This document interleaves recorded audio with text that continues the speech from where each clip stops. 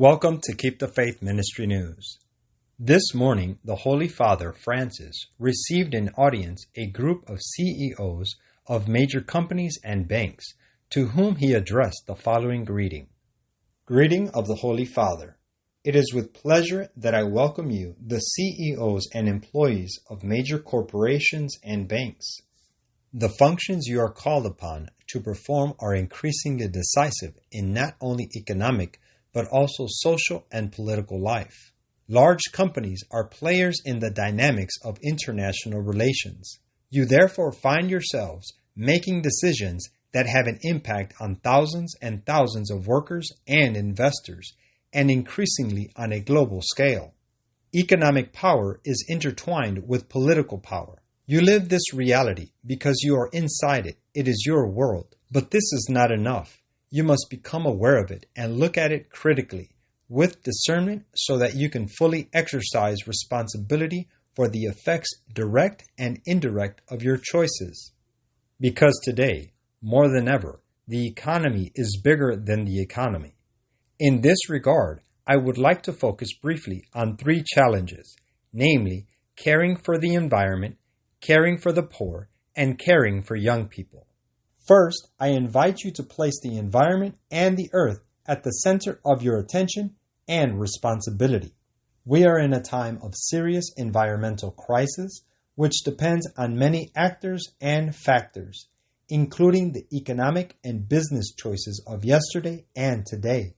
The innovation of the entrepreneur today must first and foremost be innovation in caring for the common home.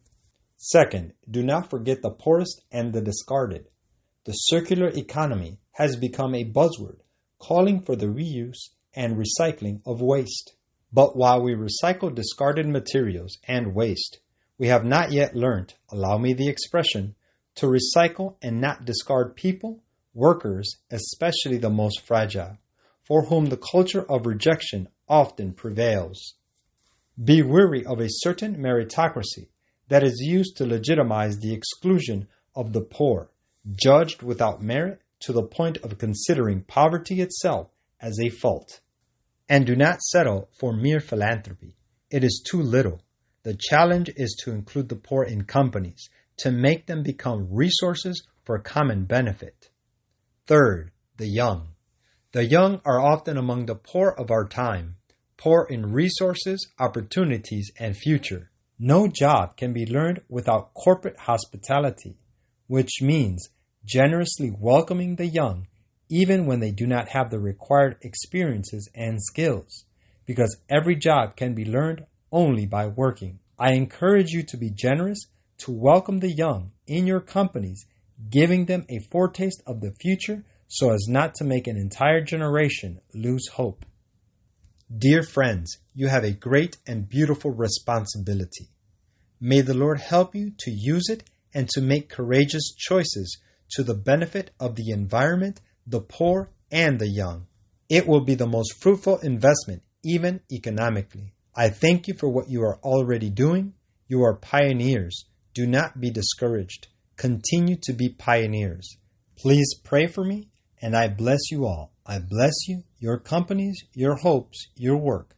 I bless you all. Thank you.